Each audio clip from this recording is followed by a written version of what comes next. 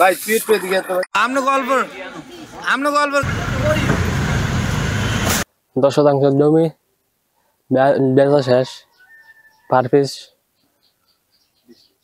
20 টাকা করে বেচছি, আপাতত শেষ করা।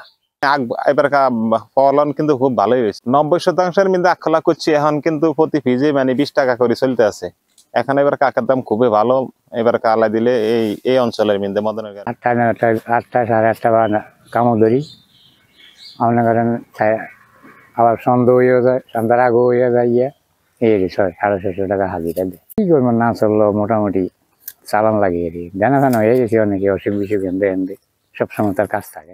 6টা-7টার দিকে কাজও আইছে, 5টা-6টা শেষ, আপনার 700-750 হাজিরা। উড়াই রাস্তা জানি গাড়ি বড়ি আবার ফাটাই। আমরা সকাল 8টা বাজে আসি, 5টা বাজেও যাই, 6টা বাজেও যাই। আমাদেরকে হাজিরা 650 টাকা দেয়, নাস্তার খরচ 50-60 টাকা দেয়। চাঁদপুর জেলায় এবার আখ আবাদ হয়েছে 677 হেক্টর জমিতে।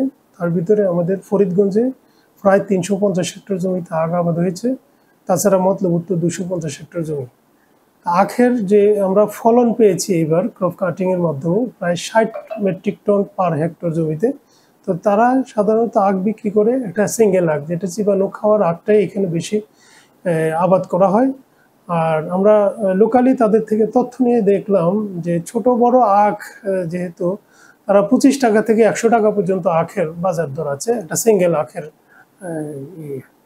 তো আশা করি আখ উৎপাদন আমাদের দিন দিন বেড়ে যাচ্ছে। আমরাও চেষ্টা করতেছি কৃষকদেরকে উদ্বুদ্ধ করে যে আপনারা আখ উৎপাদন করেন, আখের বাজার দাম ভালো, আপনারা আখ একটা লাভজনক ফসল, এটা উৎপাদন করলে আপনারা অর্থনৈতিকভাবে স্বাবলম্বী হবেন। তো যার দরুন এখন আস্তে আস্তে আখের আবাদ বৃদ্ধি পাচ্ছে। গত বছর চেয়ে এবার প্রায় আখের আবাদ কয়েক হেক্টরে বৃদ্ধি পেয়েছে। তো আশা করি ভবিষ্যতে আখ আবাদ বাড়বে আমাদের এই চাঁদপুর জেলায়, 2টা উপজেলাতে বেশি।